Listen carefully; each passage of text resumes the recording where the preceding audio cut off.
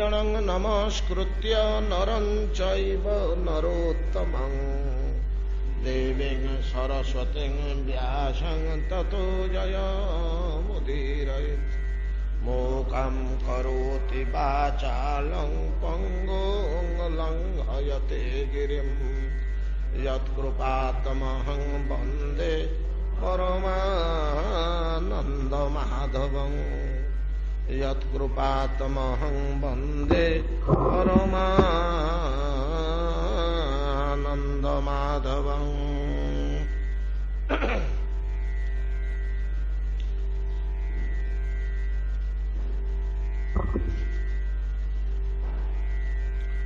त्वाष्ट्रस्य जन्म निधनं पुत्रयोश्च द्वितीयर्तिजः दैत्येश्वरस्य चरितं प्रह्लादस्य महात्मनः मन्वन्तरानुकथनं गजेन्द्रस्य विमोक्षणं मन्वन्तरावताराश्च विष्णोर्हयशिरादयः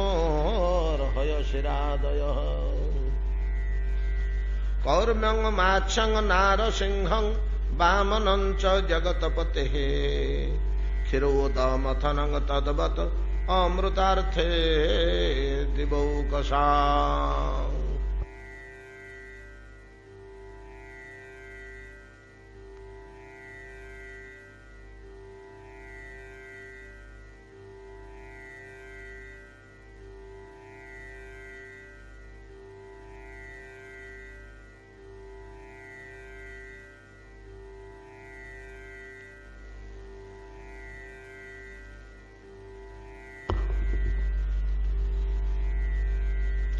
क्षीरोदमथनं तद्वत् अमृतार्थे दिवौकसा। श्रीपाद सूत गोस्वामी कहते शौनकादि मुनिगण असह्य तेज अद्भुत शक्ति अलौकिक विक्रमशाली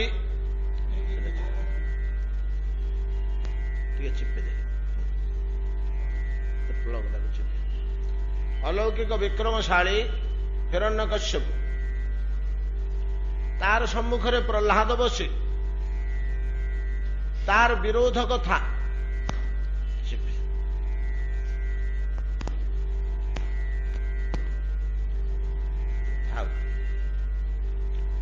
तार विरोध कथा निर्भीक भाव कहते एटा तार चिंतार कारण होगा हिरण्यकश्यपुर कौन आदि टे भय नहीं मो भाया तेज कौन भय करूनी एटा विपद हो मत भविष्य में शेष करदे दरकार एक विनाश करदे दरकार या बोली अरे से लाइट आण रे देखा शेष करदे दरकार बोली जावतीय प्रकार चेष्टा जत्न कले काली आम आलोचना करछे कृत्या प्रयोग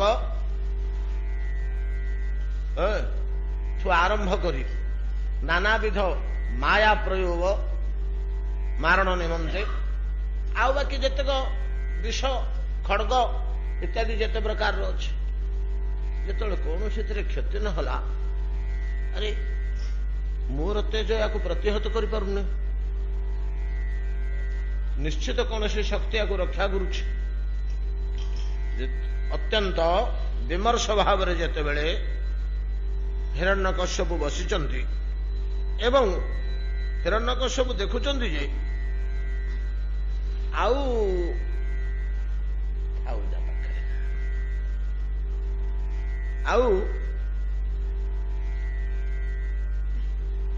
कौन सी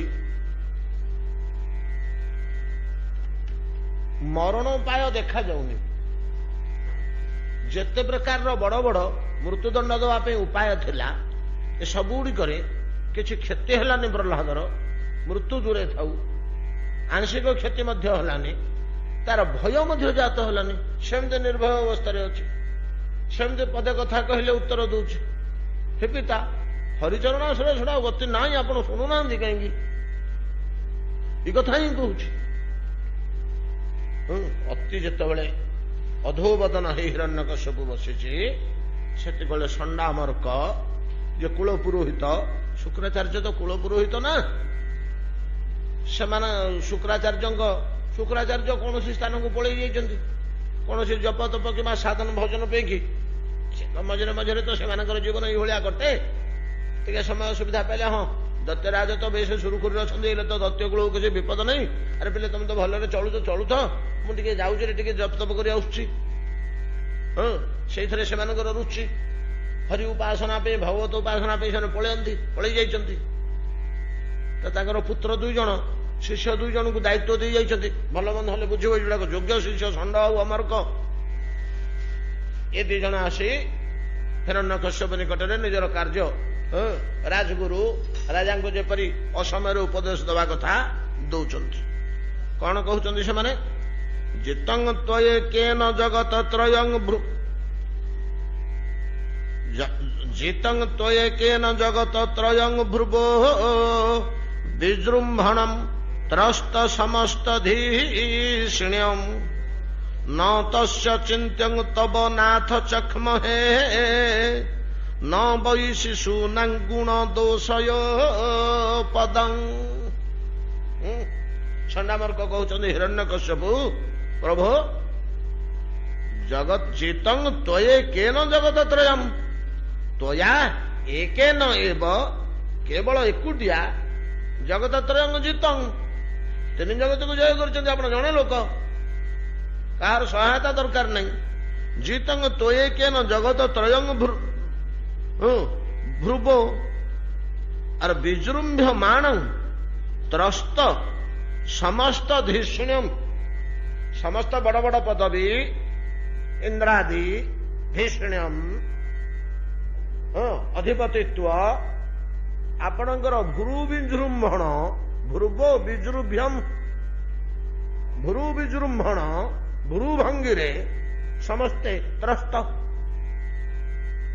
वर्तमान सुधा आपण भ्रूभंगी मात्रे समस्ते भीतत्रस्त एभलिया शक्ति आपणकर किसी चिंतार कारण तो आम देखुन आप कौन चिंता करुँच जे का 3 जगत को जय करने समर्थ जार भ्रूभंगी मात्रे इंद्रादि भय थरहर तार चिंतार कारण आप गोटे चिंता करुँच कौन सूचना करुँच कौन न तस्य चिंत्यम तब नाथ चखम है आम सेमती आपणकर चिंतार कारण किसी देखिपारनु शिशु मान गुण दोष विचार करा जाए ना केतବେଳେ पाखे गुण प्रकाश पाए केतବେଳେ दोष प्रकाश पाए मैंने अज्ञान केतବେଳେ मधुर कथा कही भल कथा टे कहीदेले बापा माँ हसी हसी गटी जाती केतବେଳେ निआ भितर आंगुठी पुरे दे आंगुठी फोटका कर बसते बापा माँ दुखरे म्रियमाण हो पड़ती से गुण दोष विचार करा जाए ना शिशु मान गुण दोष विचार करा जाए ना शिशुटे आप कहीं चिंता कर इमं तो पार्श्वर वरुण से बद्ध्वा विधेहि भीतो न पलायते यथा बुद्धिश्च पुंसो वयसार्य सेवया जावत गुरोर भार्गव आगमिष्यसि खंडामर्क कौन कहते तेबे यार बुद्धिटा बदलिबा पर्यंत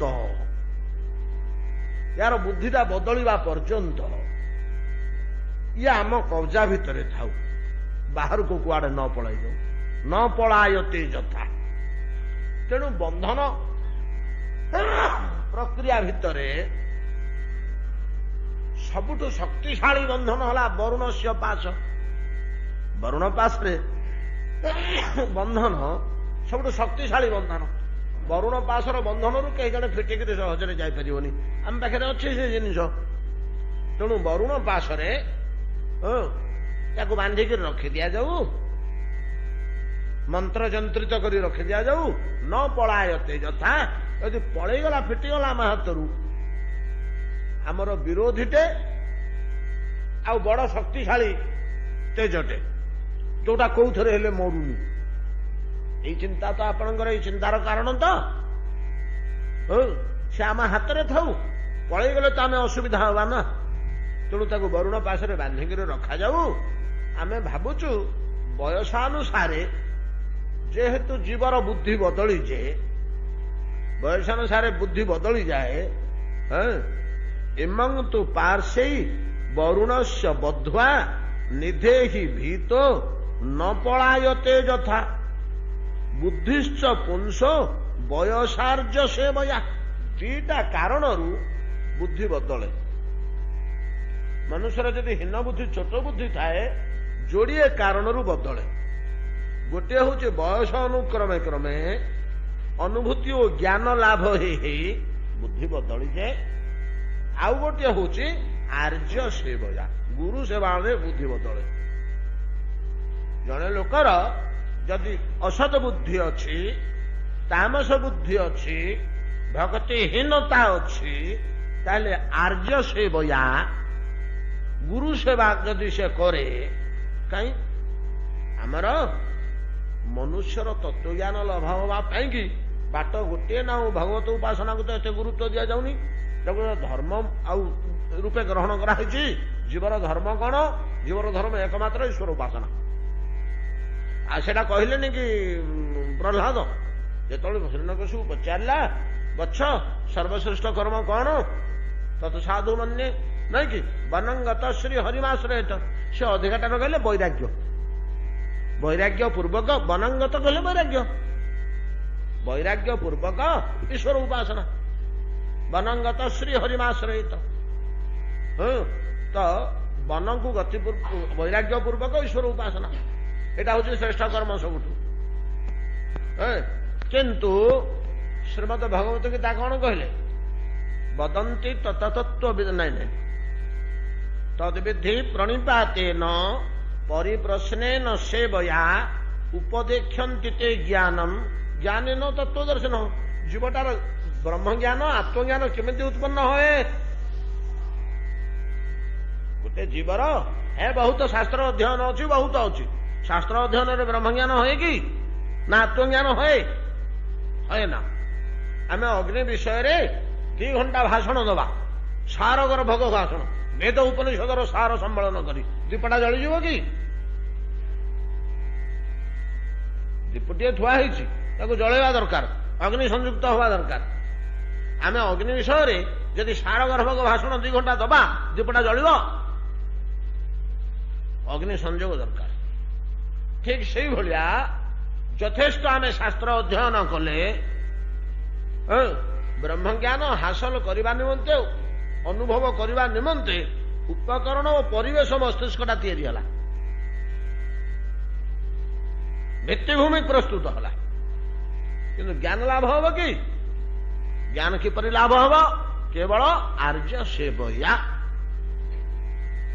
तेणु कहते संडामर्क जे जोड़िए जिनिस मनुष्यर बुद्धि बदली जाए तार जदि संस्कार थी भितर जन्म जन्मांतर ताहले बयस अनुक्रमे सेगुड़िक सब फुटब बयस बढ़ी बढ़ी गले अज्ञान बोधता दूर हो ज्ञान प्रकाश पय बयसा आउ गोटे हूँ जदि मूलरू संस्कार रे नाई बयस होनी ताहले आर्य सेवया गुरु सेवा द्वारा एणु हे महाराज आपण निश्चिंत रुहंतु दत्यपते जावत गुरु भार्गव आगमिष्यति अंतत ताको वरुण पाशरे बांधिक रखा जाऊ गुरु भार्गव गुरुदेव शुक्राचार्य आसवा पर्यंत आसले से कौन हेले करेंगे तार बाट बड़े कि शुक्राचार्य को तो बड़े कौन कथा आप व्यस्त हो पड़ते से आसला पर्यंत वरुण पाशरे बंधा थाऊ ये कथा जो कहले संडामर्क बुद्धिश्च पुंस वयसार्य सेवया जावत गुरु भार्गव आगमिष्यति टिके संतोष लाभ कला हिरण्यकश्यप कहला हाँ तुम नहीं जाओ केमती रखिद पाखर छाड़नी वर्तमान संडामर्क चाहूंट जे आम उपर जो दोष आरोप होता या तमें दुर्बुद्धि बतौच बोली तम जो पिलाटा नष्ट होगा बोली आम आग बंचु या घर कौन हो समस्ते आज्ञा स्वार्थवादी सब घर कौन हो आम केमी आग या कबल रक्षा पाऊ जाओ प्रहलाद को धरिक घर को पलैले ଘରକୁ ନେଇକି ତାକୁ ନାନା ପ୍ରକାରର କଟକଣା କରି ରଖିଲେ। କାହା ସହିତ ମିଶିପାରିବନି, କାହା ସହିତ ଦେଖା ହେଇପାରିବନି। ଲକ୍ଷ୍ୟ ରଖିଲେ, ପିଲାମାନଙ୍କୁ ସବୁ ଜଗେଇଲେ। କିଏ ଆସୁଛି କିଏ ଯାଉଛି କିଛି ସନ୍ଧାନ ପାଇଲେନି। ଧୀରେ ଧୀରେ ଦିନ ଗଡ଼ିଗଲା। ଗୁରୁ ଗୃହରେ ରହିଲା। ହିରଣ୍ୟକଶ୍ୟପ ତାକୁ ନିଜ ସ୍ୱପୁରକୁ ଆଣିବାକୁ ପ୍ରହ୍ଲାଦକୁ ଚାହିଁଲେନି। ଯେ ସେଇଠି ଥାଉ, ଶୁକ୍ରାଚାର୍ଯ୍ୟ ଆସିବା ପର୍ଯ୍ୟନ୍ତ ସେଇଠି ଥାଉ। ଗଡ଼ିଗଲା କିଛି ଦିନ। ଗୃହସ୍ଥ ଜୀବନ ତ, ଗୁରୁଙ୍କର ମଧ୍ୟ ଗୃହ କର୍ମରେ କଣ ଗୋଟେ ପ୍ରୟୋଜନ ହେଲା। ଏକଦା ଛାତ୍ରମାନଙ୍କୁ ପ୍ରହ୍ଲାଦ ସହ ସମସ୍ତଙ୍କୁ ଘରେ ରଖିଦେଇ ତମେ ବସି ପାଠ ପଢୁଥିବ, ଆମେ ଟିକେ ଗୃହ କର୍ମରେ ବ୍ୟସ୍ତ ରହୁଛୁ ବୋଲି ଅନ୍ୟ କୌଣସି କାର୍ଯ୍ୟରେ ଷଣ୍ଢ ଆଉ ଅମରକ 2 ଜଣ ବାହାରକୁ ଗଲେ। କୌଣସି କାର୍ଯ୍ୟ ବାହାରକୁ ଗଲେ। ସେଠି 2-4 ଦିନ ପ୍ରହ୍ଲାଦ ଆଉ ପିଲାମାନେ ସେ ତାଙ୍କର ଏକାଠି ରହିଲେ। ପିଲାମାନେ ପ୍ରହ୍ଲାଦକୁ ଡାକିଲେ, ପ୍ରହ୍ଲାଦ ଆସୁନୁ ଖେଳିବାକୁ ଯିବା, ଗୁରୁଦେବ ନାହାନ୍ତି। ମନ ଭରିକିରି ଗୁରୁଦେବ ଆସିଲା ପର୍ଯ୍ୟନ୍ତ କଟକଣା କରିବାକୁ କିଏ ନାହିଁ। ବସରେ ପାଠ ପଢରେ କାହିଁକି ବୁଲୁଛ, କାହିଁକି ଡେଉଁଛ, କାହିଁକି ସିଆଡେ ବୁଲୁଛ, ଖରାରେ କାହିଁକି ଠିଆ ହେଇଛ, ନାନା ପ୍ରକାର ଧମକ ଚମକ ସବୁବେଳେ ଗୁରୁଦେବଙ୍କ ପାଖରେ ରହିଲେ। ଯାହା ବର୍ତ୍ତମାନ ଆମକୁ କହିବାକୁ କିଏ ନାହିଁ, ମନ ଇଚ୍ଛା 2-4 ଦିନ ଖେଳିବା। ପ୍ରହ୍ଲାଦ କହିଲା, ଶୁଣ ଭାଇମାନେ, ଖେଳିକିରି ସମୟଟା ନଷ୍ଟ କରିଦବା ଉଚିତ ନୁହେଁ। ସମୟ ବଡ ମୂଲ୍ୟବାନ, ସମୟ ବଡ ମୂଲ୍ୟବାନ। କୋଉ ମୁହୂର୍ତ୍ତରେ ପ୍ରାଣ ଯିବ କହି ହବନି। ତେଣୁ ଖେଳି ବୁଲିକିରି ସମୟଟା ନଷ୍ଟ କରିଦେବା ପୂର୍ବରୁ ସମୟଟାକୁ ସଦ୍ବିନିଯୋଗ କରିବାକୁ ପଡିବ।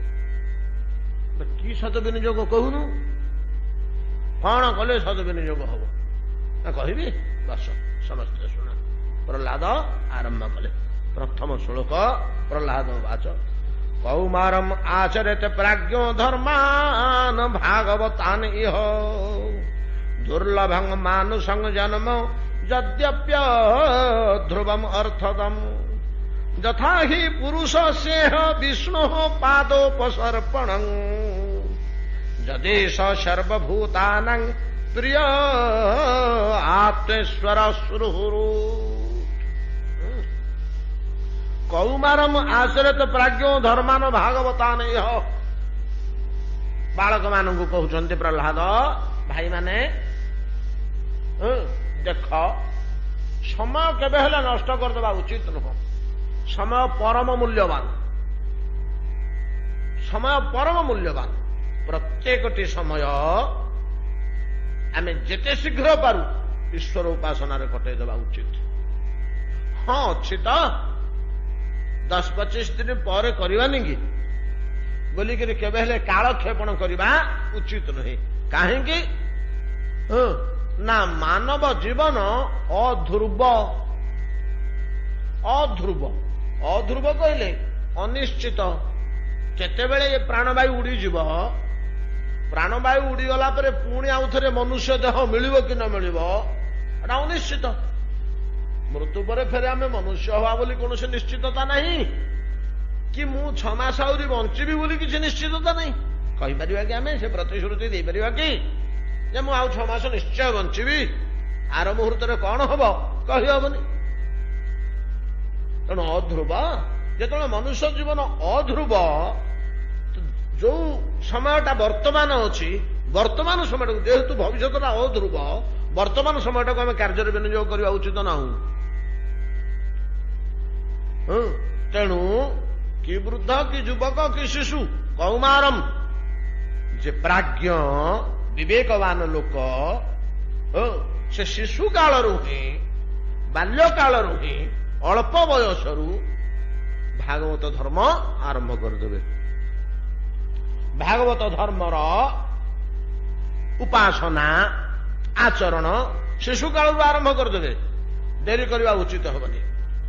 କୌମାରମ୍ ଆଚରେତ ପ୍ରାଜ୍ଞ ଧର୍ମାନ ଭାଗବତାନ। ଭାଗବତାନ ଧର୍ମାନ, ଭାଗବତ ଧର୍ମ। ଭାଗବତ ଧର୍ମ କୋଉଟା? ସେ ଯୋଉ ଶ୍ରବଣ କୀର୍ତ୍ତନ ଇତ୍ୟାଦି କାଲି କହିଥିଲେ। ଭାଗବତ ଧର୍ମ ଆଚରଣ କରିଦେବା ଉଚିତ। ଯାହା ଦ୍ୱାରା ଯଥା ହି ପୁରୁଷ ସ୍ୟେହ ବିଷ୍ଣୁ ପାଦୋପସର୍ପଣମ୍। ଏ ଭାଗବତ ଧର୍ମ ଦ୍ୱାରା କଣ ଲାଭ ହବ? आमे भागवत धर्म कहीं आचरण करवा कौन फायदा पाइबा से ना भागवत धर्म आचरण द्वारा विष्णु पादप सर्पण क्रियाटा संपन्न है। भगवान पाद तल को उपसर्पण गति सर्प कहले चलवा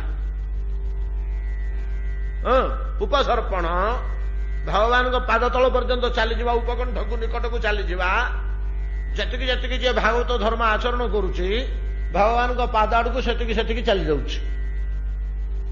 तेणु भागवत धर्म आचरण द्वारा भगवान पाद समीपवर्ती निकटवर्ती ही पलि जा यहीटा मनुष्यर एकांत प्रयोजन होइथिबारु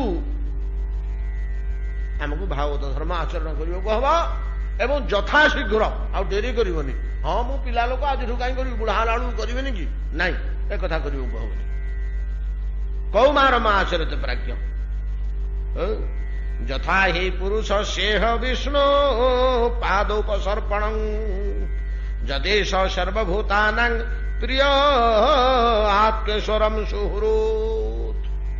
हरे भाई प्रहलाद भागवत धर्म कहले कौन रे ना भागवत धर्म बड़ व्यापक बड़ जिनिष मु तुमको कहबी जे बुझेकरी कहबी जे तार मूल लक्ष्यटा है प्रथम कथा है जे सर्वजन प्रिय समस्त को भल पाइब प्राणठू बड़ी भल पाइब दियंग भाया समस्त को भल पाइब एटा हूँ भागवत धर्मर मौलिक जिनिष सर्वभूतानां सुहृतु ए सर्वभूतानां सुहृतु तमें जेतिकी जेतिकी समस्त प्राणी सह सुहृदता बढ़ुव भगवान पाद तल को सेतिकी सेतिकी जाऊच बोली सीधा प्रमाण जे समस्त प्राणी प्रति परम अनुरागशील परम स्नेहशील सब जीव मान प्रति सब भूत मान प्रति जेतिकी जेतिकी से समस्त प्रिय हो जाऊँगी समस्त भल पाई पाई जाऊँगी से अनुपात से भगवान पादार बिंद आड़ को निकटवर्ती हो जाऊँगी बोली एटा हूँ तार प्रमाण एटा कहते कैसे प्रहलाद यथा ही पुरुष स्येह विष्णु पादोपसर्पण विष्णु पादोपसर्पण कौन भगवान को आड़ आम जाऊे बोली केमी कौन इे गले भगवान आड़ को जा ना सियाड़े गले ना यहीटा नुह ये गति नुह पूर्व को जा कि पश्चिम को जा सेटा भगवान को जा गति नुह जेतिकी जेतिकी आम भूतगणकर प्रिय होगा सेतिकी सेतिकी आम भगवान निकटवर्ती होचे बोली प्रमाणित हम जेतले समस्त जीव आमर अत्यंत प्रिय प्राणतुल्य से भगवान को पाद पाखापाखि अति निकटवर्ती होगरे बोली बुझे यथा ही पुरुष स्येह विष्णु पादोपसर्पण जदेश सर्वभूतानां प्रिय आत्मेश्वरम सुहृत। गोटे जोटे बुद्धिया पिला थे भितर प्रहलाद रह रह तू बड़ बुढ़ाड़िया कथा कहचु आम गछरे चढ़ी था पानी रे पहरी था पोखरी रे आंब झड़ेकरी गछरू खाई था तो गुरुदेव बाड़ी बगीचारू पिजुड़ी चोरी करी खाई था बाली रे खेली था केते आनंद करते गोटे बुढ़ाड़िया कथा गुड़ा कहचु आड़ा कल कौन समय नहीं कि भागवत धर्म आचरण करने कौन समय नहीं प्रहलाद कहले भाई भागवत आचरण धर्म आचरण करने को समय ना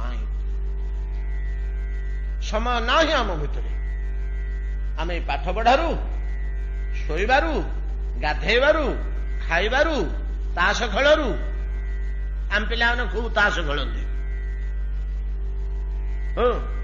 ओडिया पिला एथुरु समय काटी हरि उपासना करियो एथुरु समय काटिक हरि उपासना करियो हम यही खेल बुलू मौज मजलिस आम जी समय करुचु से समय बाहर करी ଆମକୁ ଭାଗବତ ଧର୍ମ ଆଚରଣ କରିବାକୁ ହବ। ନା କେମିତି ଶୁଣିବ? ଯାହା ଶାସ୍ତ୍ରରେ କୁହାଯାଇଛି, ପୁଂସୋ ବର୍ଷ ଶତଂ ହାୟୁ ତଦର୍ଦ୍ଧଂ ଚାଜିତାତ୍ମନଃ ନିଷ୍ଫଳଂ ତଦସୌ ରାତ୍ର୍ୟାଂ ଶେତେନ୍ଧ ପ୍ରାପିତାସ୍ତମଃ। ପୁଂସଃ ବର୍ଷ ଶତଃ ହ୍ୟାୟୁ, ଏଇଟା ସୁନିଶ୍ଚିତ ଯେ ବଡ ହେଲେ ଆମେ 100 ବର୍ଷ ବଞ୍ଚିବା, ପ୍ଲସ୍ ମାଇନସ୍ 10, 10% ପ୍ଲସ୍ ମାଇନସ୍ ଥାଉ। ବଡ ହେଲେ ଆମେ 100 ବର୍ଷ ବଞ୍ଚିବା। ଆଉ ତ ଆମେ 1000 ପର୍ଯ୍ୟନ୍ତ ବଞ୍ଚିବାନି। 100 ବର୍ଷଟା 105, 104, 106 ହେଇଯାଇପାରେ, ନହେଲେ 92, 93 କି 85, 87 ହେଇପାରେ।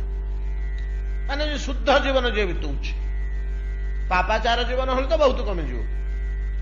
ଯେତିକି ଯଦି ପାପର ପରିମାଣ ବଢିଯିବ, ଆୟୁଷ ସେତିକି କମି କମି ଆସିବ। ଯାହାର ପାପାଚାର ଜୀବନ ନାହିଁ, ସାଧାରଣ ଜୀବନ ବିତଉଛି, 90, 95, 98, 100 ତ ଆଉ କଣ, 100 ବଞ୍ଚିବା ଦୁଷ୍କର ଆଉ କଣ। ପୁଂସ ବର୍ଷ ଶତଃ ଆୟୁ, ହି ଆୟୁ କହୁଛନ୍ତି, ହ୍ୟାୟୁ, ଏଇଟାକୁ ଲଗେଇଛନ୍ତି।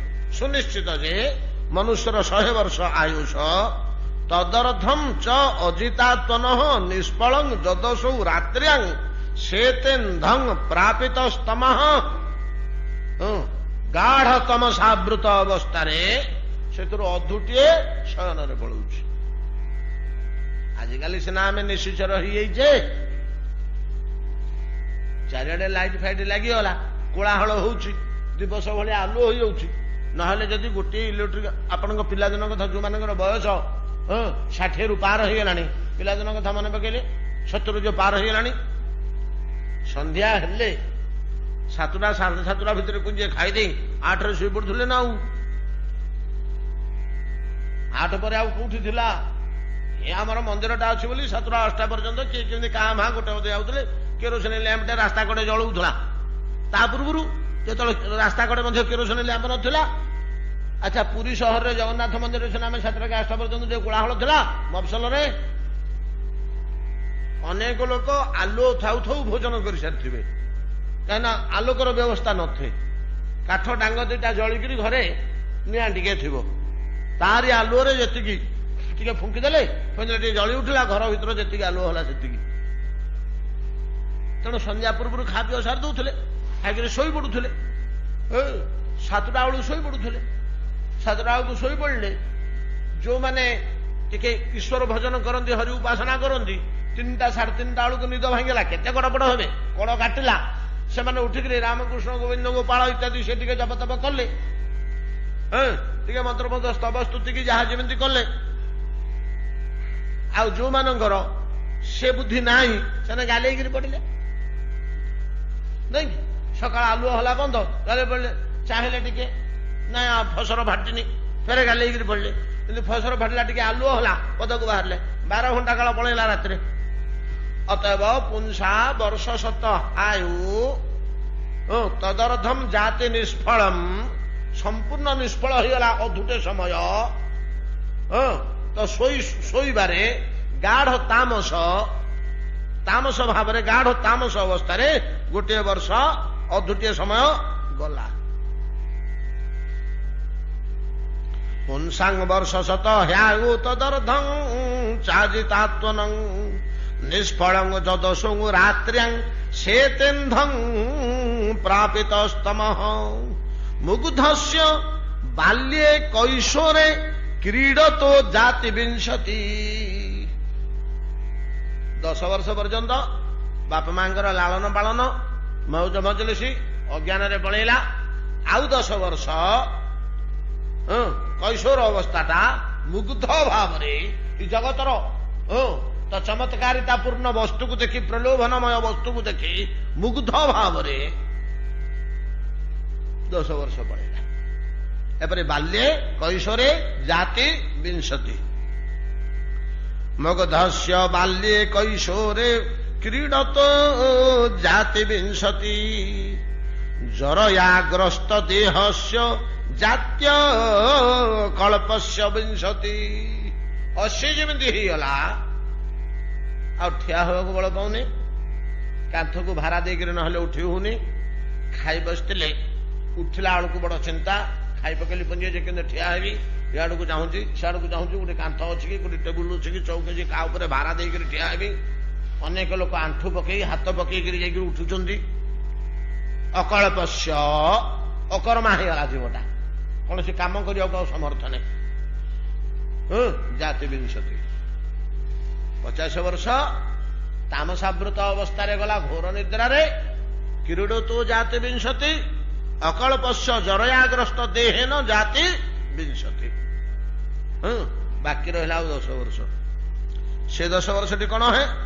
ଦୁରାପୁରେଣ କାମେନ ମୋହେନ ଚ ବଳିୟସା ଶେଷମ ଗୃହେଷୁ ସଗତସ୍ୟ ପ୍ରମତ୍ତ ସ୍ଥାପୟାତି। ବାକି ଯୋଉ 10 ବର୍ଷ ରହିଲା, ଆମେ ଯେ ଟିକେ ନିଷ୍କ୍ରିୟ ହିସାବ କରିବା, ଯୌବନ କାଳରେ ଅଦମ୍ୟ କାମ ଲାଳସାର ପ୍ରଭାବରେ ନାନା ପ୍ରକାର ଆଳାପ ଆଲୋଚନା ପ୍ରମୋଦ ଇତ୍ୟାଦି ଦ୍ୱାରା 10ଟି ବର୍ଷ ବିତିଯାଏ। ଦୈନିକ 2 ଘଣ୍ଟା 4 ଘଣ୍ଟା 6 ଘଣ୍ଟା 5 ଘଣ୍ଟା ଆମେ ଯଦି ହିସାବ କରିବା, ଜୀବନରେ 10ଟି ବର୍ଷ ପଳଉଛି। ଅତଏବ ହେ ଭାଇ ମାନେ, ଗଲା ତ ଜୀବନ, 100 ବର୍ଷ ତ ଗଲା। ଆଉ ହରି ଉପାସନା କରିବା ପାଇଁ, ଭାଗବତ ଧର୍ମ ଆଚରଣ କରିବା ପାଇଁ କାହିଁ ଅଲଗା ସମୟ? ୟାରି ଭିତରୁ ଯଦି ଆମେ ବାହାର ନ କରିବା, ବାଲ୍ୟେ କ୍ରୀଡ଼ତୁ କିଛି ସମୟ ବାହାର କରିବା, ବାର୍ଦ୍ଧକ୍ୟ ସମୟଠାରୁ ବାହାରିବନି କିଛି ହେଲେ, ବାର୍ଦ୍ଧକ୍ୟ ସମୟଠାରୁ କିଛି ହେଲେ ବାହାରିବନି। 10 ମିନିଟ ଅଧଘଣ୍ଟେ ଘଣ୍ଟେ ହେଲେ ମଧ୍ୟ ବାହାରିବନି। କାହିଁକି ନା ଦେହ ନା ମନ, ନା ସେତେବେଳେ ଦେହ ଅଛି, ଦେହର ଯେମିତି ବଳ ନାହିଁ, ମନର ଆବେଗ ନାହିଁ। କାହିଁକି ମନର ଆବେଗ ନାହିଁ? ଘରେ ସମସ୍ତଙ୍କ ଦ୍ୱାରା ତୁଚ୍ଛ କୁଚ୍ଛିତ। ଯୋଉ ଘରେ ମୁଁ ଏକାଧିପତି ଥିଲି, ମୋର ଆଦେଶକୁ ଡରି ମାରି ସମସ୍ତେ ପାଳନ କରୁଥିଲେ, ମୁଁ କହିବା କଥା ହିଁ ହଉଥିଲା। ମୁଁ କହୁଥିଲି ଆଜି ଭଜା ଟିକେ କର, ଖଟା ଟିକେ କର, ସମସ୍ତେ ସେୟା ଖାଉଥିଲେ। ମୁଁ କହୁଥିଲି ଏୟା କାମଟା କର, କେହି ପ୍ରତିବାଦ କରିବାର କଥା ନଥିଲା। ଏଇ ଅହଙ୍କାରଟା ଅଛି ତ, ସେଇ ଅହଙ୍କାର ଉପରେ ବର୍ତ୍ତମାନ ସମସ୍ତଙ୍କ ଦ୍ୱାରା ସେ ଉତ୍ସର୍ଗିତ। କେହି ତାକୁ ପଚାରୁନାହାନ୍ତି, କୌଣସି କଥାରେ କେହି ପଚାରୁନାହାନ୍ତି। ଭଲ କଲେ ମନ୍ଦ କଲେ, ପର୍ବପର୍ବାଣୀ, ବିଭାବ୍ରତ, କିଣା ବିକା, ଘର ଦ୍ୱାର, କୌଣସିରେ କେହି ପଚାରୁନାହାନ୍ତି। ଏ ଯୋଉ ମାନସିକ ଅବସ୍ଥା ଆମେ ହେଲେ ଜାଣିପାରିବନି। ସେମିତି ବୃଦ୍ଧ ଯଦି କିଏ ଥିବେ, ଯୋଉମାନେ ଘର ଦ୍ୱାର ଛାଡିକି ଆଉ ମଠକୁ ପଳେଇ ଆସୁଛନ୍ତି, ଅଧିକାଂଶ ପ୍ରତି ମାସରେ 5 ଜଣ 7 ଜଣ 10 ଜଣ ଆସି ପହଞ୍ଚିବେ। ତାଙ୍କୁ ବୁଝେଇ ବତେଇକିରି ବିଦା କରିବାକୁ କହୁଛି। ଆଉ ଘର ଭଲ ଲାଗୁନି ଆଜ୍ଞା, ଆଉ କାହାକୁ ଭଲ ଲାଗିବ? ସେଥିରୁ ସମୟ ବାହାରିବନି। ଭାଗବତ ଧର୍ମ ଉପାସନା ପାଇଁ ସେଥିରୁ ସେ 20 ବର୍ଷ ଛାଡି ଦିଅନ୍ତୁ। ବାକି ଯୋଉ ସମୟଟା ରହିଲା 80 ବର୍ଷ, ଏ 80 ବର୍ଷ ଭିତରୁ ଅଧିକ ସମୟ ଆମକୁ ସଂଗ୍ରହ କରିବାକୁ ହବ। ଯୋଉ ଅଧୁଟା ପଳଉଛି ନିଦ୍ରାରେ, ସେଥିରୁ ସଂଗ୍ରହ କରିବାକୁ ହବ, ସେଥିରୁ ସଂଗ୍ରହ କରିବ। କିନ୍ତୁ ସେଟା ରାତ୍ରି କାଳ ହେଇଥିବାରୁ ଆମର କେତେକ ମାନସିକ ଓ ସାମାନ୍ୟ ଶାରୀରିକ ଧର୍ମାଚରଣ ଛଡା ଜୀବ ସେବା ପ୍ରବୃତ୍ତି କର୍ମଟା ଆମେ ସେତେବେଳେ କରିବା ପାଇଁ ସମର୍ଥ ହେବାନି। ତେଣୁ ଭାଇମାନେ, ବାକି ସମୟ ରହିଲା ବାଲ୍ୟ କୈଶୋର, ଏଇଥିରୁ ଯଦି ଆମେ ସମୟ ଯଥେଷ୍ଟ କରି ନ ବାହାର କରିବା, ମୁଁ କାହିଁ କହିଲି କୌମାର ମୁଁ ଆଚାର୍ଯ୍ୟ ଦେବରାଜ୍ୟ, ଆଉ ସମୟ ଅଛି ଯେ ବାହାର କରିବୁ, ଆଉ କୋଉଠୁ ସମୟ ବାହାର କରିବୁ? ଶେଷ 20 ବର୍ଷରୁ ମୋଟେ ବାହାରିବନି, ଯେତେ ଚିପୁଡ଼ିଲେ ମଧ୍ୟ ଟିକେ ହେଲେ ସମୟ ବାହାରିବନି। ଯଦି କିଛି ବାହାର କରିପାରିବୁ ପାରୁଛ, ଏ ବାଲ୍ୟ କୈଶୋରରୁ ବାହାର କରି ଯଦି ଆରମ୍ଭ କରିଦବ, ତାପରେ ପ୍ରହ୍ଲାଦ କଣ କଲେ? ପିଲାମାନଙ୍କୁ, ବାଳକମାନଙ୍କୁ ଆତ୍ମଜ୍ଞାନ, ନା ଏଠି ଆତ୍ମଜ୍ଞାନ କହିନାହାନ୍ତି, ଏଠି କହିଛନ୍ତି ଯେ ସଂସାରର ଅସାରତା, ଭଗବତ ପାଦାରବିନ୍ଦ ପ୍ରାପ୍ତିର ସାରତା ମହିମା, ସେଇଟା କେଡ଼େ ଭଲ ଜିନିଷ। ଭାଗବତ ଧର୍ମ ଆଚରଣ ପୂର୍ବକ ଈଶ୍ୱର ଚରଣାରବିନ୍ଦ ସେବା ଓ ସ୍ମରଣ କେଡ଼େ ଭଲ ଜିନିଷ।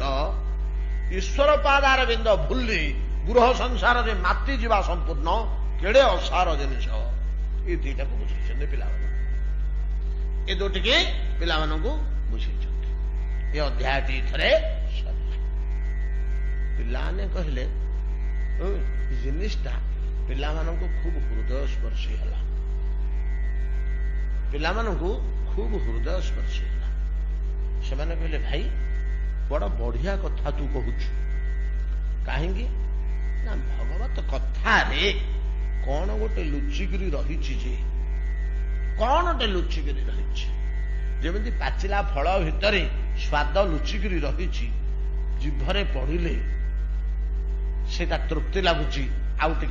ଆଉ ଟିକେ ମିଳନ୍ତା କି ସ୍ୱାଦ ଯେମିତି ଖାଦ୍ୟ ପଦାର୍ଥ ଭିତରେ ଲୁଚିକିରି ରହିଛି, ଭଗବତ କଥା ଭିତରେ କଣ ଗୋଟେ ଲୁଚିକିରି ରହିଛି ଯୋଉଟା ସମସ୍ତଙ୍କ ହୃଦୟକୁ ସ୍ପର୍ଶ କରେ, ଭଲ ଲାଗେ। ସମସ୍ତଙ୍କ ହୃଦୟକୁ ସ୍ପର୍ଶ କରେ, ସମସ୍ତଙ୍କୁ ଭଲ ଲାଗେ। ଯଦି ଖାଦ୍ୟ ପଦାର୍ଥ ଭେଜାଲ ହେଇଗଲା, ଏଇଟା କି ଘିଅ କୋଉଠୁ ଆଣିଛୁ ରେ, ଗନ୍ଧଉଛି, ଲଟ ଲଟ ଲାଗୁଛି, ଅଠା ଭଳିଆ ଜିଭ ଲାଗି ଯାଉଛି, ତାଳୁରେ ଛାଡୁନି। ଭେଜାଲ ଯଦି ହେଇଗଲା ତା ସ୍ୱାଦଟା ଯେମିତି ନଷ୍ଟ ହୁଏ, ଭଗବତ କଥା ଯଦି ଭେଜାଲ ହେଇଗଲା ତାହେଲେ ତା ସ୍ୱାଦ କମିଯିବ। ଶୁଦ୍ଧ ଭଗବତ କଥାଟା ଶୁଦ୍ଧ ଗୁରୁତ ଭଳିଆ ସିନା ସ୍ୱାଦୁ ଓ ତୃପ୍ତିବୋଧକ ହବ। ଯଦି ଭେଜାଲ ହେଇଗଲା କଥା, ଯେତେ ପରିମାଣରେ ଭେଜାଲ ହବ ସେତେ ପରିମାଣରେ ଖରାପ ହବ। ଏଠି ଆମର ଏଇ ପଦଟା ଆଲୋଚନାର କୌଣସି ଯଥାର୍ଥତା ନାହିଁ। ଏଇଟା ଖାଲି ଆଜି ଆମେ କଳି କାଳରେ ପଢିଛେ ବୋଲି ଏଟାକୁ କହିବାକୁ ହଉଛି। କାହିଁକିନା ଆମେ କହୁଛେ କାହିଁ ଆଜ୍ଞା ଆମେ ହଜାର ଜାଗାରେ ହରି କଥା ଶୁଣୁଛୁ, କାହିଁ କୋଉଠି ତ ଆମକୁ ଏମିତି ତୃପ୍ତି ଲାଗୁନି। କେମିତି ତୃପ୍ତି ଲାଗିବାର ତ ଭେଜାଲ ହେଇଯାଇଛି ସବୁ। କିନ୍ତୁ ଶୁଦ୍ଧ ଭଗବତ କଥା ଯେକୌଣସି ଲୋକର ହୃଦୟକୁ ଭଲ ଲାଗିବ। ଏଠି ଆପଣମାନେ ଗୋଟେ ଯୁକ୍ତି ଉଠେଇ ପାରନ୍ତି, ଅସୁର ବାଳକ ଗୁଡାକୁ କେମିତି କଥା ଭଲ ଲାଗିବ? କାହିଁକି ଭଲ ଲାଗିବନି? ଅସୁର ବାଳକଙ୍କୁ କାହିଁକି ଭଲ ଲାଗିବନି? ତାଙ୍କ ହୃଦୟ ହରି ନାହାନ୍ତି ନା? ହରି ଅଛନ୍ତି ଯେ ପୂର୍ବପକ୍ଷର ଯୁକ୍ତି ହେଲା ହରି ଅଛନ୍ତି ଯେ ତାର ପୂର୍ବଜନ୍ମର ସଂସ୍କାର ସେପରି ଥିବାରୁ ସେ ଅସୁର ଘରେ ଜନ୍ମ ହେଲା ନା, ଆଉ ବ୍ରାହ୍ମଣ ଘରେ ଜନ୍ମ ହେଲା, ଋଷି ଘରେ ଜନ୍ମ ହେଲାନି ନାଇଁ କି? ତାର ପୂର୍ବ ସଂସ୍କାର ଆସୁରୀ ସଂସ୍କାର ଥିବାରୁ ସେ ଅସୁର ଘରେ ଅସୁର ବାଳକ ହେଇ ଜନ୍ମ ହେଇଛି। ଅତଏବ ଯାହାର ଭିତରେ ଆସୁରୀ ସଂସ୍କାର ଅଛି ଓ ସେଇ କାରଣରୁ ଅସୁର ଘରେ ଜନ୍ମ ହେଇଛି, ଜନ୍ମ ହେଲା ଦିନଠୁ ଆସୁରୀ ଭୋଜନ କରିଛି ଖାଦ୍ୟପେୟ, ବର୍ତ୍ତମାନ ଆସୁରୀ ଆଚରଣ ଭିତରେ ସେ ଜୀବନ ବିତଉଛି ନାଇଁ କି? ତାକୁ ହରିକଥାଟା କେମିତି ରୁଚିବ? ହରିକଥାଟା କେମିତି ରୁଚିବ? এইটা যুক্তিসঙ্গত। প্রকৃতরে তার আসুরী সংস্কার থিবারু সে অসুর পরিবারে জন্ম হলা এবং অসুর পরিবারে জন্ম হলাঠু অসুরুণী মার স্তন্যপান কলা, অসুর খাদ্য ভোজন কলা। তেণু তাকে হরি কথাটা রুচিবা কথা নুহ। কিন্তু আর গোটে কথা মনে রখন্তু, গোটে কথা মনে রখন্তু, গোটে জায়গায় ঘন ঘোর নিঘঞ্চ ଅନ୍ଧକାର ଅଛି, ଖୁବ୍ ଟାଣୁଆ ଅନ୍ଧକାର। କ୍ଷୀଣ ବର୍ତ୍ତିକାଟିଏ ସେଠି ଜଳୁଛି, ଛୋଟିଆ ବତିଟିଏ, ବତିଟି କ୍ଷୀଣ, ଅନ୍ଧକାର ଘନ ଘୋର। କ୍ଷୀଣ ବର୍ତ୍ତିଟା ଦୁର୍ବଳ ବୋଲି ବଳବାନ ଅନ୍ଧକାର ତାକୁ ଢାଙ୍କି ଦେଇ ପାରୁଛି କି?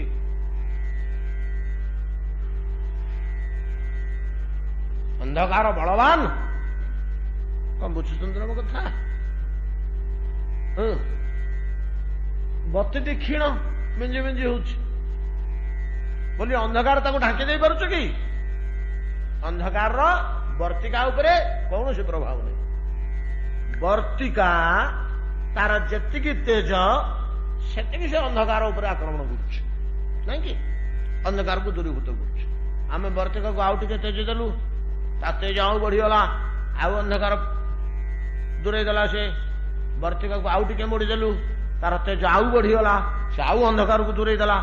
ବର୍ତ୍ତିକା ଯେତିକି ଯେତିକି ବଳବାନ ହଉଛି, ଅନ୍ଧକାରକୁ ସିନା ଦୂରେଇ ଦୂରେଇ ଦଉଛି। ଅନ୍ଧକାରକୁ ଯଦି ଯେତିକି ଯେତିକି ଆମେ ବଳବାନ କରେଇବା, ବର୍ତ୍ତିକା ଉପରେ ତାର କୌଣସି ପ୍ରଭାବ ନାହିଁ। ବର୍ତ୍ତିକା ଉପରେ ତାର କିଛି ପ୍ରଭାବ ନାହିଁ। ବରଂ ବର୍ତ୍ତିକାକୁ ଯଦି କମେଇ କମେଇ ଆଣିବା ତେବେ ସିନା ଅନ୍ଧକାରଟା ଅନୁଭବ ହବ, ତାର ଘନତ୍ୱ ଅନୁଭବ ହବ। ଯେପରି ଏ ଉଦାହରଣ ଅନ୍ଧକାର ତୁଲ୍ୟ ଆସୁରୀ ସଂସ୍କାର, ଆସୁରୀ ଭୋଜନ, ଆସୁରୀ ବୁଦ୍ଧି, ଅସୁର ବାଳକ ଗଣ। ବର୍ତ୍ତିକା ତୁଲ୍ୟ ପ୍ରହ୍ଲାଦ ଏକାନ୍ତ ହରିଭକ୍ତ, ଯାହାକୁ ବିଷ ଅଗ୍ନି ସର୍ପ କିଛି କେହି ଛୁଁନାହାନ୍ତି। କମ ହରିଭକ୍ତଟେ କି?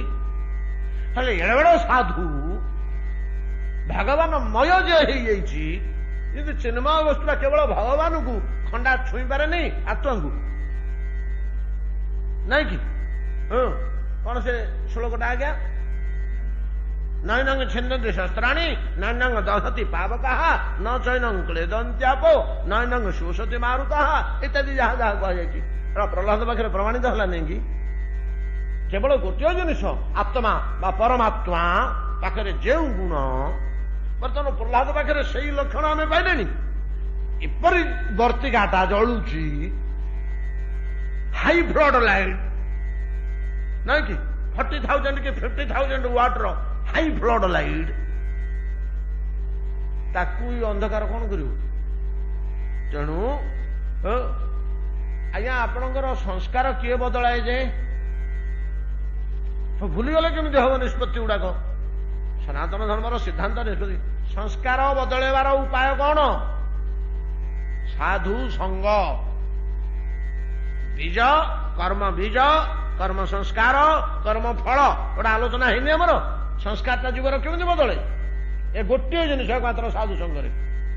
ଆଉ ଯୋଉ ଅସୁର ବାଳ ମାନଙ୍କର ଆସୁରୀ ସଂସ୍କାର ଥିଲା, ପ୍ରହ୍ଲାଦ ଭଳିଆ ସାଧୁ ସହିତ ଯେତେବେଳେ ଆଳାପ ହଉଛି, ଭାଗବତ କଥା ଆଳାପ, ସେ ଅନ୍ଧକାରଟା ସେଠି ଆଉ ରହିବ? ତେଣୁ ସେମାନଙ୍କୁ ରୁଚିଲା ଭାଗବତ କଥା। ଆମର ଯୋଉ ଆଶଙ୍କା ଥିଲା ଅସୁର ବାଳକକୁ କେମିତି ରୁଚିଲା ଭଗବାନଙ୍କ କଥା, ଏ ଯୁକ୍ତି ଦ୍ୱାରା ନିଷ୍ପନ୍ନ ହଉଛି ଏଇ କାରଣରୁ ରୁଚିଲା। ସେମାନଙ୍କର ସଂସ୍କାର ଲୋପ ପାଇଗଲା। ଶକ୍ତିଶାଳୀ ଆଲୋକ ଜଳୁଛି, ପ୍ରହ୍ଲାଦ ଭଳିଆ ତେଜ। ସେମାନଙ୍କୁ ଭଲ ଲାଗିଲା। ଭାଇ ତୁ ଏଇଟା କୋଉଠୁ ପଢିଲୁ ରେ? କେଡେ ବଢିଆ କଥା। ଦିନେ ହେଲେ ଷଣ୍ଡାମର୍କ ଗୁରୁ ପଢେଇ ନାହାନ୍ତି ତ? ତୁ ଖାତା ତମାମ ଆଡେଇଲେ ମଧ୍ୟ କୋଉଠୁ ଗୋଟେ ପଦ ବାହାରିବନି। ଏଗୁଡା କେଡେ ବଢିଆ କଥା। ତୁ କୋଉଠୁ ପଢିଲୁ ପ୍ରହ୍ଲାଦ? ଆମେ ତ ଏକା ସାଙ୍ଗରେ ଆସିଲେ, ନାଁ ଲେଖେଇଲେ, ଏକାଠି ବସିକରି ସବୁଦିନ ପଢୁଛେ। ଆଉ ଆମେ ତ ଏଇ ପାଠ ଜାଣିଲୁନି। ତୁ କୋଉଠୁ ପଢିଲୁ? କେମିତି ପଢିଲୁ? ନା ମୁଁ କଣ ଷଣ୍ଡାମର୍କ ଗୁରୁଙ୍କଠୁ ପଢିଛି କି? ଆଉ ନାରଦଙ୍କଠୁ ପଢିଲି। ତତେ ନାରଦ କେବେ ବତେଇଲେ? ନା ମୁଁ ଯେତେବେଳେ ମୋ ମା ପେଟରେ ଥିଲି। ଆଡେ ଆମକୁ ପିଲା ଲୋକ ବୋଲି ତୁ ଭୂତ ଦଉଛୁ। ମା ପେଟରେ ଥାଇକିରି କିଏ ପାଠ ପଢେ? ତୁ ପଢିଛୁ? ଆରେ ପଢିଛୁ କି କଥା? ମା ପେଟରେ ଥାଇକିରି କିଏ ସ୍କୁଲକୁ ଯାଉଛି? ସାର୍ଟିଫିକେଟ ହାସଲ କରୁଛି? ତୁ ଆମକୁ ଏଇ କଥା ବତଉଛୁ ପ୍ରହ୍ଲାଦ? ନାଇଁ, ଯେତେବେଳେ ମୋର ପିତା ପିତରି ପ୍ରସ୍ଥିତେ ସ୍ମାକଂ ତପସେ ମନ୍ଦରାଚଳଂ ଯୁଦ୍ଧୋଦ୍ୟମଂ ପରଂ ଚକ୍ରୁ ବିବୁଧା ଦାନବାନ ପ୍ରତି। ବିବୁଧା ଦେବତାଗଣ ଦାନବାନ ପ୍ରତି, ରାକ୍ଷସ ମାନଙ୍କ ଉପରେ ଗୋଟେ ଜୋର ଆକ୍ରମଣ ଆରମ୍ଭ କଲେ। କେତେବେଳେ? ନା ଯେତେବେଳେ ସେମାନେ ଜାଣିବାକୁ ପାଇଲେ ଯେ ହିରଣ୍ୟକଶ୍ୟପ ଆଉ ନାଇଁ କୁଆଡେ ପଳେଇଛି। ତିରେ କଣ ହେଲା? ବୁଢାଇ ମରିଗଲା କି? ନା ନାଇଁ ନାଇଁ, ବୁଢାଇ ମରିନି, କୁଆଡେ ଯାଇଛି। କେତେ ଦିନ ହେଲା ଯାଇଛି? ନା ମାସେ, 1.5 ମାସ, 2 ମାସ ହେଲା ଗଲାଣି। 4 ମାସ ଗଲା, 6 ମାସ ଗଲା, ବର୍ଷେ ଗଲା, 3 ବର୍ଷ ଗଲା। ଦେବତା ମାନେ କହିଲେ କୁଆଡେ ତ ଗଲା ଯେ ଗଲା, ଆଉ ତାର ଦେଖା ନାହିଁ। ଆଉ ଯଦି ଯାଇଛି କୋଉଠି କଣ କରିବାକୁ, ସେ ରହିଛି। ସେ ଫେରିବା ଭିତରେ ଗୋଟେ ସୁଯୋଗ ପଡିଛି। ସେ ଫେରିବା ଭିତରେ ଆମେ ଧ୍ୱସ୍ତ ବିଧ୍ୱସ୍ତ କରି ତା ଦୁର୍ଗ, ତା ସୈନ୍ୟ, ତାର ଶକ୍ତି ଏଗୁଡାକ ସବୁ ନଷ୍ଟ କରିଦେଇଥିବା ନା। ଆସିଲେ ଏକୁଟା ଆଉ କଣ କରିବ? ନିଃସହାୟ ହେଇଯିବ। ବର୍ତ୍ତମାନ ଯୋଉ ସୈନ୍ୟ ବଳ, ଅସ୍ତ୍ର ଭଣ୍ଡାର ଏଗୁଡାକ ତାର ସହାୟତା ଅଛି, ଏଗୁଡାକ ଆମେ ନଷ୍ଟ କରିଦେଇଥିବା ଅନ୍ତତଃ। ଆଉ ସେ ଆସିଲା ବେଳକୁ ଏକୁଟିଆଟା ଥିବ, ତାର ସହାୟତା ନଥିବ, ଦୁର୍ବଳ ହୋଇଯାଇଥିବ। ସେତେବେଳେ ଦୁର୍ବଳ ସମୟରେ ଆକ୍ରମଣ କରିବା। ୟା ବୋଲି ଦେବତା ମାନେ ଆକ୍ରମଣ କରିଦେଲେ। ଆକ୍ରମଣ କରି आमर आसुर बाहिनी के छिन भिन करी जो माने असुर मुख्य थिले से समस्ते पलायन कर किए कोठी लुचिले मोर पिता तो पलैचंदे मंदराचल को तपस्या करने सीना पछे जना पड़ा मंदराचल को जाइए बोली ब्रह्मा आसला से कुआड़े गला कोठी अच्छी कौन कर किए जाऊँगी अच्छी कि नहीं कि मला कि बंचला तार पता तो किसी मिललानी हिरण्यकश्यपुर लुकायित भाव से पलैला से यदि कहीकि जाता मु मंदर पर्वत को जाऊँगी आ पिला छुआ दौड़ न था कि 2 मास को 3 मास को जो बाबाजी कहीदेव मुझे अमुक मठर रही ता बापा माँ केमती दौड़ुंट चा घर को टिके बुली बुली आसू श्राद्धटा अच्छी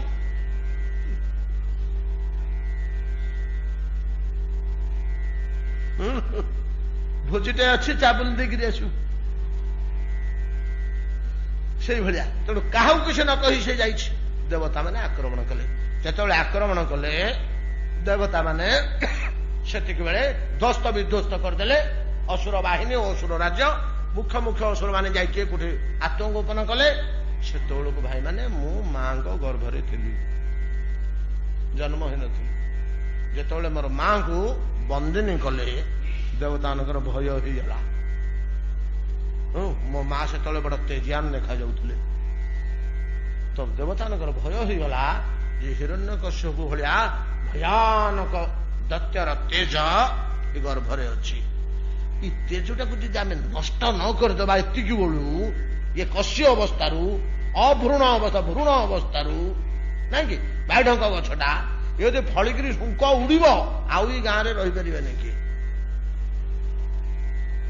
तेणु भ्रूण अवस्था या विनाश करदेव हम बोली मोर माँ को बांधिक नहीं गले अधबाट जाइंट पहुंची गले किए से नारद सहित देखाईगला नारद भगवान कहले हो देवता मैंने यटा को कुआड़े नौच ना या पेट भितर रही अद्भुत तेज हिरण्यकश्यपुर नित रही या भितर कि शक्ति जात हम कौन जात हम भीमठू घटोत्कच जात हला भाया ये कौन जात हम कही होनी आम भय हो जाऊँ निपात करदेबू केमी हेले बोली नौचु आज्ञा नारद कहले कि कथा जहा हूँ तमे देवताटी तमे जो कार्य करने को नहीं जाऊच ए गर्भणी रमणी टी एटा असुर कार्य कौन हो से न्याय पथ धर्म पथ नीति पथ के परित्याग करते बोली सर्वजन पूजित देवतागण तमें जो असुर कार्य कर प्राण भय तुम स्वार्थ पे तुमको लोक पूजा अर्चना करेंगे तो तुम देव महिमा रछा दौड़े गाड़ी देले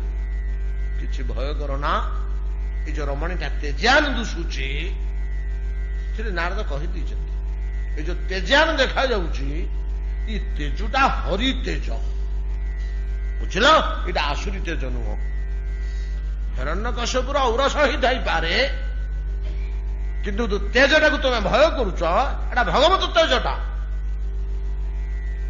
आम चिन्हू गोटे चकचकिया पत्थर देखिले तुम से हीरा कि माणिक्य कि पद्मराग तमें कहीपर आम चिन्हदेबू देखिले एटा कि पत्थर कि तेज ता देहर बाहर तेणु मुझे चिन्ह पारुची एटा विशुद्ध हरि तेज ये गर्भर गोटे महाहरि भक्त जात हम यार जदि टिके किसी तुम कर बिगड़ी जीव से पुरुष नहीं ता भक्त उपर जदि एतिक टिके किसी आसे तुम मैंने घोर शत्रु निपात करने मुहूर्त लगे भगवत प्रिय पुरुषटे या गर्भ भितर अच्छे जा जा जा जा कल कल कल कयधु को खोलीदे देवता ने छाड़ी पड़े प्रणाम प्रणाम जो करी क्या कयधु को माँ आम क्षमा करूँ आम दोष हो जाए भूल भय आम उद्वेगन चित्तार रहीचु आम किसी निर्णय करूँ नारद हाथ में देदे नारद नहीं गले मो माँ को आश्रम को लेकर बसईकरी उपदेश देले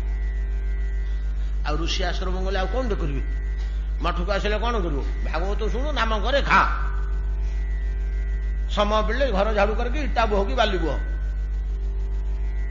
आ कौन कर नारद आश्रम रही मोर माँ निरंतर नारद निकट में भगवत कथा शुणा पाइले नारद जो भगवान जो मोर माँ को कहते भगवत कथा से लक्ष्यटा मो उपरे थाए प्रकृत माँ को कहते माँ को कान बाटे मत कहते आखिरे जल जल दुष्टा गर्भवती शिशु ताकू उपदेशटा जा प्रवेश करू ଏଡ଼େ ବଡ଼ ଶକ୍ତିଶାଳୀ ସାଧୁ ନାରଦ, ତାଙ୍କର ମାନସିକ ତେଜଟା, ମାନସିକ ବଳ ଯେତେବେଳେ ମୋ ପ୍ରତି ଆରୋପ ହଉଛି, ଯେତେ କଥା ବତେଇଲେ, ହରେ ଭାଇ ପ୍ରହ୍ଲାଦ, ନାରଦ ତତେ ପେଟ ଭିତରେ ତୁ ଯେତେବେଳେ ଥିଲୁ ମାଙ୍କର, ସେତେବେଳେ ନାରଦ ତତେ କଣ ବତେଇଲେ କହୁନୁ ଟିକେ ଆମକୁ। ନା ଶୁଣିବ, କହି ବଢିଆ କଥା କହିଥିଲେ, ମୋର ସବୁ ମନେ ଅଛି, ଗୁରୁ କୃପା ବଳରେ ମୋର ସବୁ ମନେ ଅଛି। ମତେ ଗୁରୁଦେବ ଭାରି ଭଲ ପାଉଥିଲେ ତ, ଅତି ସ୍ନେହ କରୁଥିଲେ, ତେଣୁ ମୋର ସବୁ ମନେ ଅଛି ଗୁରୁ କୃପା ବଳରେ। ଶୁଣିବ, କହିବି। ଆରମ୍ଭ କଲା। ସେଠି କହିଛି ବାଳକ ମାନଙ୍କ ପାଖରେ ପ୍ରହ୍ଲାଦ ସଂସାରର ସାରତା, ଭଗବତ ପାଦାର ବିନ୍ଦୁ ଉପାସନାର ସାରତା କହିଥିଲି। ଏଠି କହିଛି ଏ ଅଧ୍ୟାୟରେ ନାରଦଙ୍କୁ କଣ ଶିକ୍ଷା ଦେଲେ ବ୍ୟକ୍ତ କଲାବେଳେ, ସାମାନ୍ୟ କିଛି ଦେହ ସମ୍ବନ୍ଧରେ, ଆତ୍ମଜ୍ଞାନ, ବ୍ରହ୍ମଜ୍ଞାନ। କେତେକ ଚତୁର ବାଳକ ତାକୁ ଟିପି ପକେଇଛନ୍ତି, କେତେକ ଚତୁର ବାଳକ ତାକୁ ଟିପି ପକେଇଛନ୍ତି। ଯାହା ପ୍ରହ୍ଲାଦରୁ ଶୁଣୁଛନ୍ତି, 4-6 ଦିନ ପଳେଇଲା, ଷଣ୍ଡାବର୍ଗ ଗୁରୁ ଆସିଲେ, କହିଲେ ହଇରେ ପିଲେ, ଏ 4 ଦିନ କଣ କରୁଥିଲ? ପଚାରିବୁ, ଖେଳୁଥିଲ? ନା ନାଇଁ ଆଜ୍ଞା, ମୋଟେ ଖେଳିବାକୁ ଯାଇନୁ। ପାଣିରେ ବୁଡିଲ? ନାଇଁ ଆଜ୍ଞା, ଏଇ ଘରେ ଗାଧଉଥିଲୁ। ଆଉ ଗଛରେ ଚଢିଥିଲ? ନା ଆଜ୍ଞା, ଆମେ ଗୋଟେ ପଦାକୁ ବାହାରୁନୁ, ମାଙ୍କୁ ପଚାରୁନାହାନ୍ତି। ମା ମାନେ ଆସି ମଧ୍ୟ କହିଲେ, ଗୁରୁ ମା ମାନେ, ନା ନା ପିଲା ଗୁଡା କୁଆଡେ ଯାଇନାହାନ୍ତି, 24 ଘଣ୍ଟା ବସିକିରି କଣ ତାଙ୍କର ପୋଥିପତ୍ର ଧରି ଘାଣ୍ଟି ହଉଥାନ୍ତି। ଦିନେ କଣ ତମେ ଥିଲାବେଳେ ଯେତିକି ପଢନ୍ତି, ତମେ ନଥିଲା ବେଳେ ବେଶୀ ପଢିଛନ୍ତି ଏଠି ବସିକିରି। 24 ଘଣ୍ଟା ବସିକିରି ଖାଇବା ଶୋଇବା ସମୟ ଛାଡି ପଢୁଥାନ୍ତି। ଆଉ କିଛି ପିଲାମାନେ ଦୁଷ୍ଟାମି କରେ, କାହିଁକି ଧମକ ଚମ କରୁଛ? ଷଣ୍ଢାମର ଗୌର ଆନନ୍ଦ କଥା। ଠିକ ଅଛି, ଆଚ୍ଛା 4 ଦିନ ଭିତରେ କଣ ପଢିଛ, କାହିଁ ଖାତା ଆଣ। ମାର୍ଗ ଯାହା ଦିଆ ହେଇଥିଲା, ପିଲାମାନେ ଖାତା ଦେଖିଲେ, ତା ଭିତରୁ ବାହାରିଲା, ବାଳକେ ମୋର ବୋଲ କର, ବେଳ ଗୋବିନ୍ଦ ସୁମର। କିରେ ଏକଥା ତ ମୁଁ କିଏ କହିଲା? ନା ମୁଁ ଆଜ୍ଞା ପ୍ରହ୍ଲାଦ କହିଲା। ଆଣରେ ବେତ। ପିଲାମାନେ ଡରେ ମାନେ କହିଦେଲେ। କେତେକ ପିଲା ମୂର୍ତ୍ତି ପକେଇଲେ ଠିଆରେ ଭୟରେ, ସମସ୍ତେ ପ୍ରହ୍ଲାଦ ଉପରେ ଦୋଷ ଦେଇଦେଲେ, ସମସ୍ତେ ଦୋଷ ଦେଇଦେଲେ ପ୍ରହ୍ଲାଦ ଉପରେ। ଇଏ ଆଜ୍ଞା ବତେଇଲା, ଆମେ କହିଲୁ। ସେଠୁ ତ ଆଜ୍ଞା ଗୁରୁବର୍ଗ ତ ଆଜ୍ଞା ମୁତିବାକୁ ଆରମ୍ଭ କଲେ। କି କଥା କଲୁ ରେ ପ୍ରହ୍ଲାଦ, ତୁ ତ ନିଜେ ଚଣ୍ଡାଳ, ଯାହା କଲୁ କଲୁ କଲୁ, ପିଲା ଗୁଡାକୁ ମଧ୍ୟ ସେଇ ବୁଦ୍ଧି। ହଇରେ ପିଲେ କଣ ପଢିଲ? ଆଜ୍ଞା ବଢିଆ ପାଠ ପଢିଲୁ। ଏ ସଂସାରରେ ସାର କର୍ମ କଣ? ଆଜ୍ଞା ଗୋବିନ୍ଦ ଉପାସନା ସାର କର୍ମ। ପିଲା ଗୁଡା କହିଲେ, ଷଣ୍ଢାମରକୁ ହେଲା ବିପଦ, ଭଲ ବତେଇକିରି ଘରକୁ ଆଣିଲୁ ଯେ ଇଏ ତ ନିଜେ ତ ଯାହା କଲା କଲା, ଇଏ ସବୁଗୁଡାକୁ ବିଟାଳି ଦେଲାଣି, ଏ ସବୁଗୁଡାକୁ ହରିଭକ୍ତ ହେଇଗଲେଣି। ତାକୁ 4ଟା ଦିନ ଭିତରେ ବଦଳେଇ ଦେଲା। କଣ କରିବା, ଏକୁ କି ଉପାୟ କରିବା? ବୋଲେ ଚିନ୍ତିତ ହେଇ ଯେତେବେଳେ ଷଣ୍ଢାମର୍କ ଗୁରୁ ଅଛନ୍ତି, ନେଇକିରି ପହଞ୍ଚେଇ ଦେଲେ ହିରଣ୍ୟକଶ୍ୟପ ପାଖରେ। ଆଜ୍ଞା, ୟାକୁ ଆମେ ସମ୍ଭାଳି ପାରିବୁନି, ଇଏ ଅବସ୍ଥା ସାଂଘାତିକ କଲାଣି, ଇଏ ରାଜ୍ୟ ସାରା ଆପଣଙ୍କର ବିରୋଧୀ କରିଦବ, ସବୁଗୁଡାକୁ ହରି ଉପାସନା ଆଡକୁ ଟାଣୁଛି। ତେଣୁ ୟା କଥା ଆପଣ ବୁଝନ୍ତୁ। ପରବର୍ତ୍ତୀ ବାକ୍ୟରେ ହିରଣ୍ୟକଶ୍ୟପ କଣ କଲେ, ନୃସିଂହ କେମିତି ସ୍ତମ୍ଭରୁ ଆବିର୍ଭାବ ହେଲେ, ନୃସିଂହଙ୍କ ରୂପ କିପରି ଥିଲା ଓ ହିରଣ୍ୟକଶ୍ୟପ କିପରି ବିଦୀର୍ଣ୍ଣ କଲେ, ସେ ବିଷୟରେ ଆଲୋଚନା କରିବା କାଲି। ସମୟ ବିଳମ୍ବିତ।